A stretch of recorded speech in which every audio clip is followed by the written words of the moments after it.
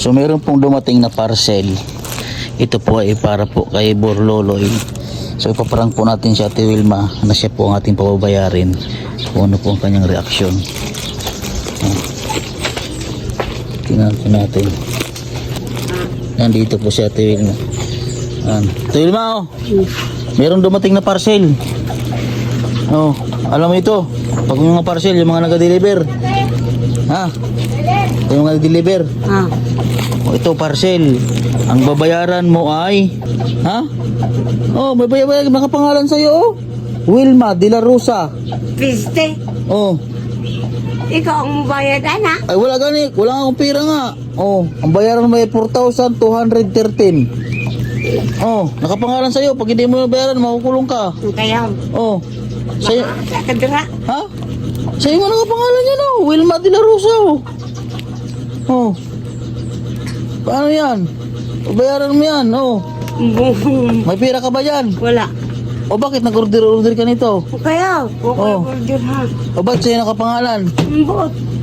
Oh. Oh, Wilma de la Rosa, oh, nakalagay, oh. Ha? Oh. Tao si Burluloy, oh. Tawa na si Burluloy. Ay, paano kayo naka-order nito? Ba't sa'yo nakapangalan? Ambot. Oh, baka si Jerome. Jiro mo man kay Bao. Ha? Ito kay Bao si Jiro. Oh, marunong ba si Jerome mag-order? Baka nag-order si Jerome sa cellphone. Hindi, manakamaw. Ha? Di kipad mo ito iya. Ay, di kipad mo lang ang cellphone ni Jerome. Oo nga. Oh, bakit sa'yo nakapangalan dito? Ambot. Wilma de la Rosa. Kaya, Oh, babayaran mo 4,213. umbo. Ha? Tawa na Burluloy. Oh. Malakas Burluloy na lang. Paano to, Ate Wilma? Si Burluloy lang ibayad dito. Kaya, Makukulong ka pag hindi mo bayaran, makukulong ka pag hindi mo ito binayaran. buwang. Ha? Ay, paano yan? Si Burluloy ang ibayad. Ha? Ate Wilma? Tawan ka lang Burluloy. Oh. Ano, Loy?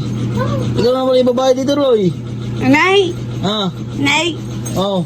katawa lang si Burluloy. Nay, Order ka, tapos wala ka palang pambayad. bayad. Ha, Ate Wilma? Oh. Ang laki nito, oh. Oh. Ano, Burluloy? Oh, tawa si Burluloy, oh. Order si mama mo, wala palang pambayad. Kaya, Oh, paano mo ito na-order? di mo kita ka mo cellphone. Ha? Hindi marunong na siya pala cellphone. Hindi ka. Hindi, it's a prank lang. Yup. Oh, ito galing kay Ma'am Joanne. Pinadala natin diaper ata ito ni Borloloy. Oh, yan. So, di ba nagbili tayo ng diaper?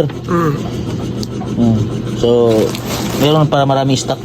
Ayan, so maraming salamat po kay Ma'am Joanne sa siya po yung lagi nagpapadala ng diaper kay Borloloy. Ayan, nagpadala siya ulit. So, ayan po, God bless po. Huwag niyo pong kalimutan i-follow at share po yung ating mga vlog. God bless po sa inyo. Maraming salamat po.